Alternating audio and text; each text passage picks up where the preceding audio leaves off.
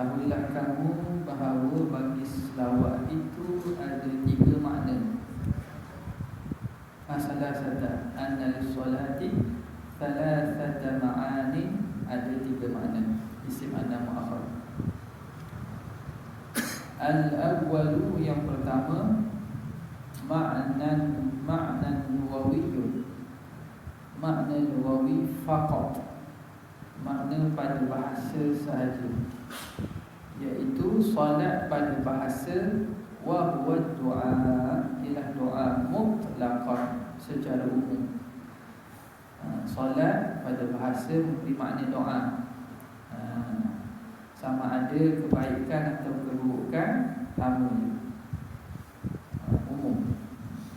Wa qila bi khairin, katakan ad-du'a bi khairin, doa kebajikan, doa kebaikan dinamakan solat. Wakila makna, wakila as-salatu lughatan ad-du'a bi khairin. Itu yang pertama. Wathani ma'nan syar'i, ma'nan syar'iyyun. Yang kedua ialah solat pada makna syarak faqat. Solat pada makna syarak sahaja. Wa huwa aqwalun wa af'alun muftatahatun bitakbir wa muhtatamatun bitaslim bi syara'ita makhsusatin. Yang kedua, itu 3 makna kan. Yang kedua ialah selawat pada makna syarak sahaja, iaitu aqwalun, perkataan-perkataan, wa af'alun, perbuatan-perbuatan, muftatahatun bitakbir, yang dimulakan dengan takbir, muhtatamatun bitaslim, dan disudahi dengan salam, bi syara'ita makhsusatin, dengan syarat-syarat yang tertentu, syarat-syarat khusus. Ini makna selawat pada syarak. Makna selawat pada syarak, makna sembahyang lah. Solat pada syarak makna solat dengan maksud sembahyang, dengan maksud sembahyang. Tak ada lain. Wathalithu, yang ketiga, lughawiyyun wa syar'iyyun. iaitu makna pada lughah dan makna pada syarak. Yang ketiga ni dia himpunkan dua makna. Makna pada bahasa dan juga pada syarak. Wa huwa 'indal jumhur, iaitu di sisi jumhurnya selawat makna pada bahasa dan syarak di sisi jumhur bin nisbati lillah, nisbah bagi Allah ila ar-rahmah, iaitu rahmat. Rahmat. Makna pada yang ketiga bahasa dan juga syarak di sisi jumhur, sebab ada khilaf dengan Ibn Hisham lagi. Selawat nisbah bagi Allah ila rahmat. Wa bin nisbati lil malaikati al-istighfar, nisbah kepada malaikat, selawat nisbah bagi malaikat ialah istighfar. Wa bin nisbati li ghairihim, nisbah bagi selain mereka, selain malaikat, walau syajaran wa hajaran wa madaran. Selain malaikat itu siapa? Walaupun pokok, walaupun batu, walaupun tanah. Madaran tanah. Makna bagi selain malaikat, dari kalangan makhluk lain, at-tadarru' wad-du'a'u. Tadarru', tadarru' makna minta dengan su'al bi khusyu'in wa dhillah, minta dengan khusyuk dan penuh kehinaan. Tadarru' makna merintih, memohon dengan rintihan dan juga doa. Jadi itu makna itu berbeza mengikut siapakah yang berselawat tu. Jadi bila kita kata innallaha wa malaikatahu yusalluna 'alan nabi, Allah Ta'ala dan malaikat berselawat ke atas Nabi. Allah Ta'ala berselawat ke atas Nabi dengan maksud Allah Ta'ala memberi rahmat kepada Nabi. Malaikat pula bermaksud malaikat memohonkan istighfar bagi Nabi. Dan kita disuruh, ya ayyuhallazina amanu sallu alaihi, wahai orang yang beriman, selawatlah kamu ke atasnya. Maknanya disuruh kita memohonkan doa. Jadi lafaz selawat nisbah bagi Tuhan, makna Tuhan Allah Ta'ala berselawat, makna Allah Ta'ala memberi rahmat. Malaikat berselawat, makna malaikat memohon istighfar. Innallaha wa malaikatahu yusalluna 'alas sufufil awwal, Allah dan malaikat mendoakan di atas saf-saf yang pertama. Saf yang pertama, makna Allah memberi rahmat, malaikat memohon ampun, yang lain memohon doa. Okey. Li thubuti salatiha, itu illah kepada walau syajaran wa hajaran, illah kepada ta'mim. Memohon istighfar tu nisbah bagi selain malaikat, sama ada manusia, jin, hatta pokok, batu dan juga tanah. Main itu ke mana tu? Jadi ikut lah. Jelas? Okey. Jadi maknanya ialah tadarru'. Itu li thubuti, illah bagi ta'mim tadi. Li thubuti salatiha 'ala nabi sallallahu alaihi wasallam, kerana sabit selawatnya yang tadi al-mazkurah tadi, pokok ke batu ke, kama rawahu al-Halabi fi sirah, sebagaimana diriwayatkan oleh Imam Al-Halabi dalam kitab Sirah Halabiyah. Wa inishtuhira, walaupun yang masyhurnya annaha sallamat alaihi faqat, bahawa batu tadi itu, pokok tadi itu beri salam kepada Nabi sahaja. Kuntu a'lamu hajaran bi Makkah, kullama marartu kana yusallimu alayya, aku kenal, aku masih ingat ada satu batu di Mekah sana setiap kali aku lalu tu dia kata assalamu alayka ya Rasulullah. Masa tu Nabi sebelum melantik jadi Nabi lagi.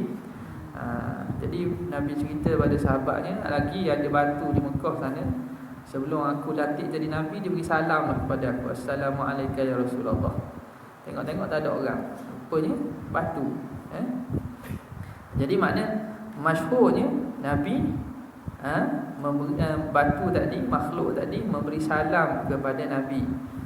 Jadi waktu masyhur, tapi adalah riwayat kata beri selawat. Makna benda itu makna yang hampir lah. Wa in syi'ta, kalau kamu nak qulta, kamu boleh kata wa huwal aqsar, itu lagi ringkas. Bin nisbati lillah, kalau wa in syi'ta qulta as-salatu bin nisbati lillahi rahmah wa bin nisbati li ghairihi minal malaikati wa ghairihim ad-du'a. Itu lagi ringkas lah. Selawat ataupun salat nisbah kepada Allah ialah rahmat. Nisbah bagi selain Allah, siapa selain Allah itu? Di kalangan malaikat, bayaniyah, di kalangan malaikat dan selain daripada malaikat, manusia, jin, batu ke semua, itu dinamakan doa mereka. Nikahlah. Wahina idzin, maka ketika itu, wa ihina idh qulta binisbati lillahi rahmah wa binisbati li ghairillahi namaka doa. Wahina idh qulta as-salatu binisbati li ghairihi minal malaikati wa ghairihim ad-du'a yakunu syamilan lil istighfari wa ghairihi.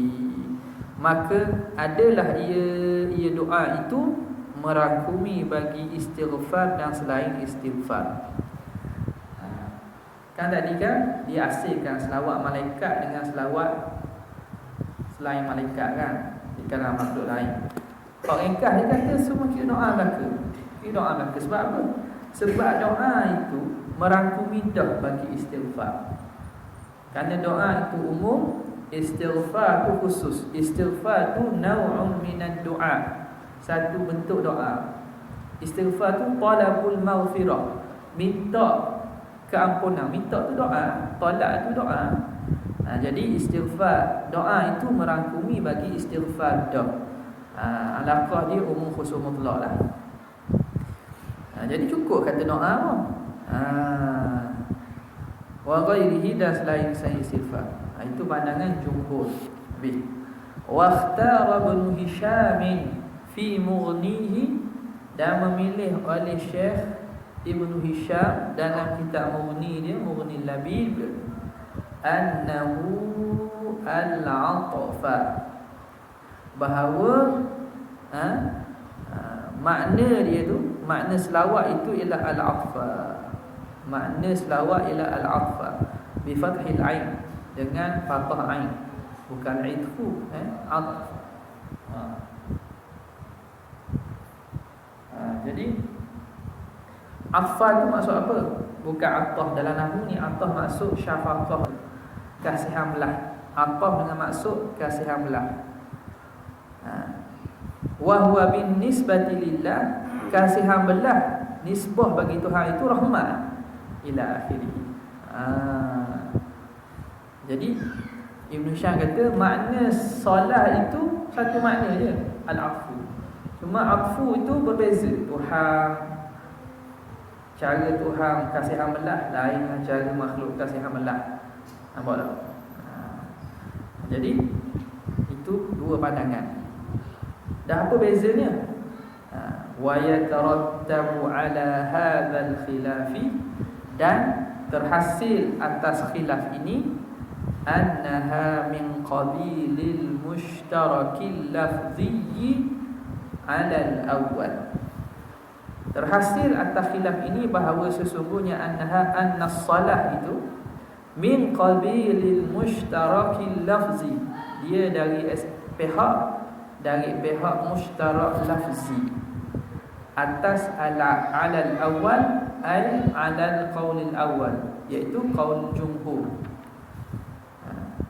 Kalau ikut kaul jumhur, maka lafaz solat dianggap sebagai mushtarak lafzi. Mushtarak lafzi. Apa maksud mushtarak lafzi? Tengok. Wa dhabituhu, dhabit nak kenal. Dhabit tanda mushtarak lafzi ialah ayyattahidal lafzu wa yata'addadal ma'na, bahawa lafaz itu satu berbilang makna. Satu pada lafaz berbilang pada makna. Itu makna mushtarak lafzi.